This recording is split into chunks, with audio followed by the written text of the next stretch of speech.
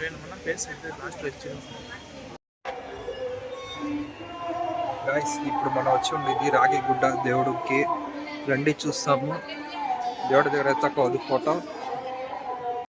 வணக்கம் மக்களே, நம்ம வந்திருக்கோம் வந்து ராகிகுடால ஆஞ்சநேயர் கோயிலுக்கு வந்திருக்கோம். பாருங்க எவ்வளோ அமைதியாக இருக்கு. நம்மளாம் இந்த மாதிரி பிளேஸ் எல்லாம் எதிர்பார்த்துட்டே இருக்கோம் இல்லையா.